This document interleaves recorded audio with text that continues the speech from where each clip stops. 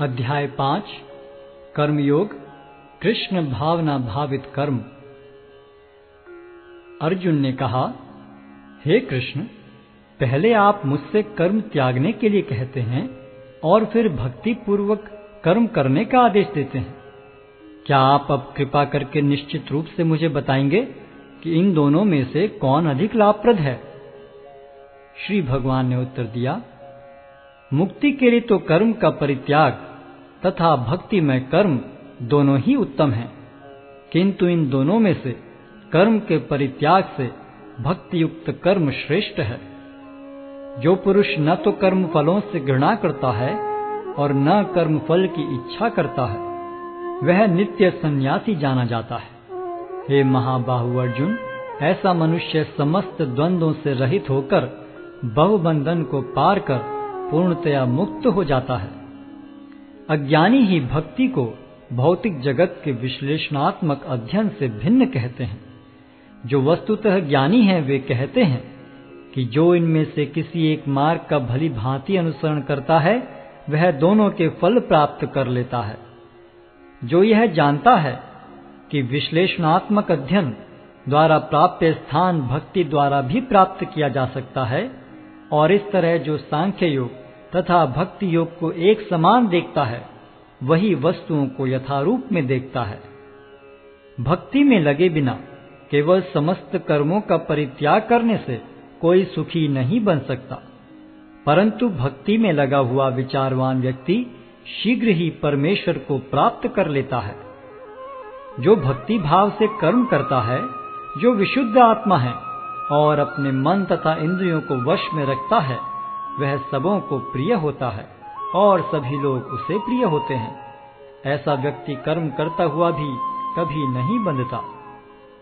दिव्य भावनामृत युक्त पुरुष देखते, सुनते, स्पर्श करते, सूंघते, खाते, चलते फिरते, सोते तथा श्वास लेते हुए भी अपने अंतर में सदैव यही जानता रहता है कि वास्तव में वह कुछ भी नहीं करता। बोलते, त्यागते, ग्रहण करते या आंखें खोलते बंद करते हुए भी वह यह जानता रहता है कि भौतिक इंद्रियां अपने अपने विषयों में प्रवृत्त हैं और वह इन सब से पृथक है। जो व्यक्ति कर्म फलों को परमेश्वर को समर्पित करके आसक्ति रहित होकर अपना कर्म करता है, वह पाप कर्मों से उसी प्रकार अप्रभावित रहता है जिस प्रकार कमल पत्र जल से अस्पृश रहता है। योगी जन आसक्ति रहित होकर शरीर, मन, बुद्धि तथा इंद्रियों के द्वारा भी केवल शुद्धि के लिए कर्म करते हैं। निश्चल भक्त शुद्ध शांति प्राप्त करता है, क्योंकि वह समस्त कर्मफल मुझे अर्पित कर देता है।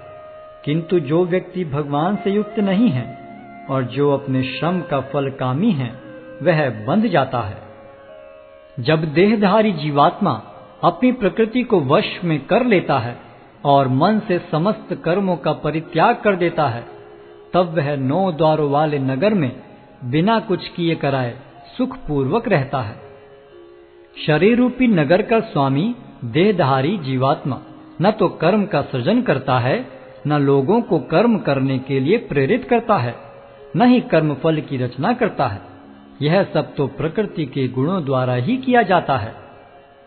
परमेश्वर न तो किसी के पापों को ग्रहण करता है न पुण्यों को, किंतु सारे देहधारी जीव उस अज्ञान के कारण मोहग्रस्त रहते हैं जो उनके वास्तविक ज्ञान को आच्छादित किए रहता है। किंतु जब कोई उस ज्ञान से प्रबुद्ध होता है जिससे अविद्या का विनाश होता है, तो उसके ज्ञान से सब कुछ उसी तरह प्रकट हो जाता है जैसे दिन में सूर्य से सारी वस्तुएं प्रकाशित हो जाती हैं। जब मनुष्य की बुद्धि, मन, श्रद्धा तथा शरण सब कुछ भगवान में स्थिर हो जाते हैं, तभी वह पूर्ण ज्ञान द्वारा समस्त कलमश से शुद्ध होता है और मुक्ति के पथ पर अग्रसर होता है। विनम्र साधु पुरुष अपने वास्तविक ज्ञान के कारण एक विद्वान तथा विनीत ब्राह्मण, गाय, हाथी, कुत्ता तथा चांडाल को समान दृष्टि से देखते हैं। जिनके मन एकत्व तथा समता में स्थिर हैं, उन्होंने जन्म तथा मृत्यु के बंधनों को पहले ही जीत लिया है। वे ब्रह्म के समान निर्दोष हैं और सदा ब्रह्म में ही स्थित रहते हैं। जो न तो प्रिय वस्तु को पाकर हर्षित होता है और न अप्रिय को पाकर विचलित होता है, जो स्थिर बुद्धि है, जो मोह रहित है और भगवद विद्या को जानने वाला है, वह पहले से ही ब्रह्म में स्थित रहता है। ऐसा मुक्त पुरुष भौतिक इंद्रिय सुख की ओर आकृष्ट नहीं होता, अपितु सदैव समाधि में रहकर अपने अंतर में आनंद का अनुभव करता है। इस प्रकार स्वरूप सिद्ध व्यक्ति पर ब्रह्म में एकाग्र चित्त होने के कारण असीम सुख भोगता है। बुद्धिमान मनुष्य दुख के कारणों में भाग नहीं लेता, जो कि भौतिक इंद्रियों के संसर्ग से उत्पन्न होते हैं। हे कुंती पुत्र, ऐसे भोगों का आदि तथा अंत होता है, अतः चतुर व्यक्ति उनमें आनंद नहीं लेता। यदि इस शरीर को त्यागने के पूर्व कोई मनुष्य इंद्रियों के वेगों को सहन करने तथा इच्छा एवं क्रोध के वेग को रोकने में समर्थ होता है, तो वह इस संसार में सुखी रह सकता है। जो अंतःकरण में सुख का अनुभव करता है, जो कर्मठ है और अंतःकरण में ही रमण करता है तथा जिसका लक्ष्य अंतर्मुखी होता है, वह सचमुच पूर्ण योगी है। वह पर ब्रह्म में मुक्ति पाता है और अंततोगत्वा ब्रह्म को प्राप्त होता है। जो लोग संशय से उत्पन्न होने वाले द्वेष से परे हैं, जिनके मन आत्म साक्षात्कार में रत हैं, जो समस्त जीवों के कल्याण कार्य करने में सदैव व्यस्त रहते हैं और जो समस्त पापों से रहित हैं, वे ब्रह्म निर्वाण को प्राप्त होते हैं। जो क्रोध तथा समस्त भौतिक इच्छाओं से रहित हैं, जो स्वरूप सिद्ध आत्म संयमी हैं और संसिद्धि के लिए निरंतर प्रयास करते हैं, उनकी मुक्ति निकट भविष्य में सुनिश्चित है। समस्त इंद्रिय विषयों को बाहर करके, दृष्टि को भौहों के मध्य में केंद्रित करके, प्राण तथा पान वायु को नथुनों के भीतर रोककर और इस तरह मन, इंद्रियों तथा बुद्धि को वश में करके जो मोक्ष को लक्ष्य बनाता है, वह योगी इच्छा, भय तथा क्रोध से रहित हो जाता है।